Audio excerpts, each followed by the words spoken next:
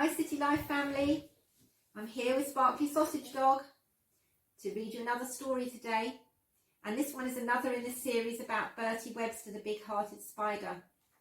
This one is called Bertie Webster and Bella Butterfly. So here we go.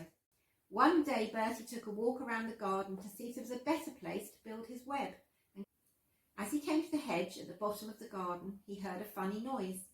It was a fluttering sound, followed by a flapping sound, followed by a soft crying. Whatever could it be? As Bertie got closer, he saw a butterfly on the ground, near to the hedge. Bertie knew something was very wrong, because you don't see butterflies on the ground. They're usually flying high in the sky, or resting on a tree, or on a branch, or a flower.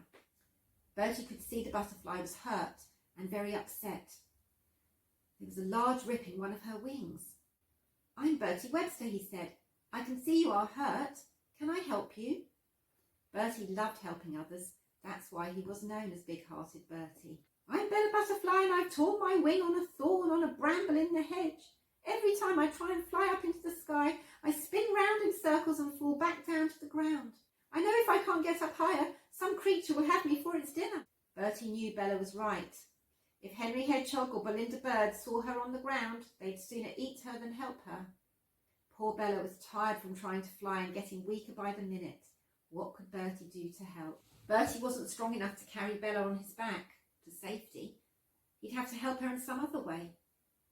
Suddenly he had an idea. Maybe he could mend the tear in her wing.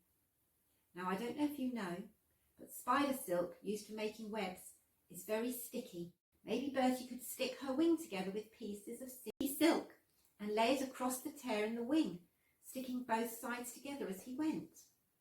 By the time he had finished, Bella had 7 little threads mending her wing, like stitches when sewing or when doctors stitch up a cut. The silk stitches looked neat and shiny and almost beautiful. Bella looked at her wing. The tear was gone, but could she fly again? At the moment she was too weak and needed to get to a flower for some food. Bertie climbed up onto the top of a flower growing nearby. He spun more thread and lowered it down to the ground. Bella took hold of the thread and Bertie pulled her up to the top of the flower. She had a good long drink of nectar and its sweetness gave her the energy and strength she needed again. She stretched out her wings and flapped them slowly once or twice. Then she flapped them more quickly and felt herself lift off the flower. She didn't spin round or fall back to the ground like she'd done before. She flapped a few times more and was lifted up high above the hedge. She looked down at Bertie and both of them had great big smiles on their faces. Bertie had saved the day again.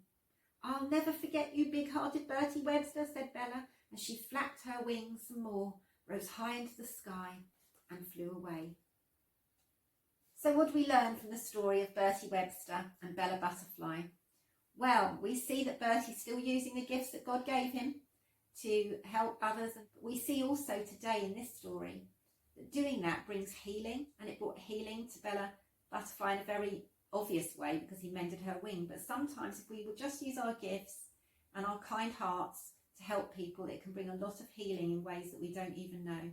So I just want to encourage us to just keep being kind, keep being big-hearted, and you don't know the difference it makes, but it can definitely bring happiness and healing to others in the same ways it will bring happiness to you if you do. Bye.